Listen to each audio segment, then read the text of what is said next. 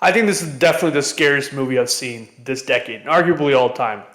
I'm going to spoil this movie a bit, so be aware. Undertone isn't very jumpy, and the whole film is shot in one setting.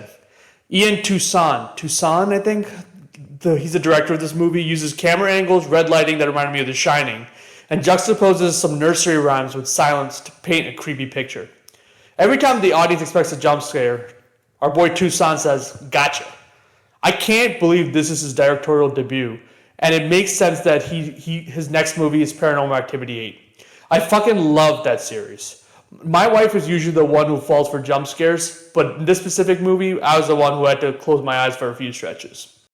Hina Kiri plays Evie, who has been brought up with a Catholic upbringing that she has walked away from, but has to come back to her childhood home to take care of her mother, who's in a comatose state. She and her friend Justin have a horror podcast in which they talk about supernatural events called Undertone. Kiri has such a unique face, and she plays a struggling, alcoholic, pregnant podcaster really well.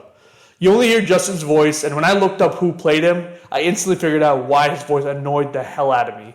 Justin is played by Adam DeMarco, aka Albie from White Lotus Season 2, who I think is the most evil character in the whole show, and I count all 3 seasons. I'm not going to get way too deep into the plot, but when the 2 main characters run into a 10-part tape of a couple who are named Mike and Jessa, where it's documented that Jessa talks in her sleep and possibly needs psychiatric help due to the possibility of possession.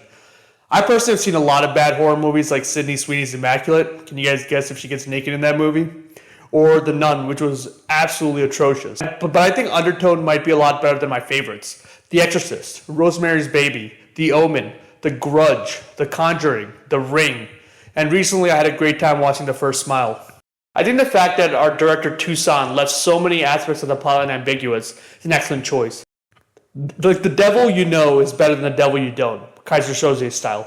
The unsaid is so scary in this movie. Man, I always thought that children rhymes were a little bit eerie, and after this movie, if I do have a kid, I ain't playing Baba Black Sheep or London Bridge. I can say that for sure. Just like Spotlight made Catholic priests terrifying, Undertone definitely does a drive-by on Christianity. I think this movie is still in the movie theaters, so check it out before it's gone. And my name is Neelish Balaji, and for more content, please check me out at yippee-ki-yay.com.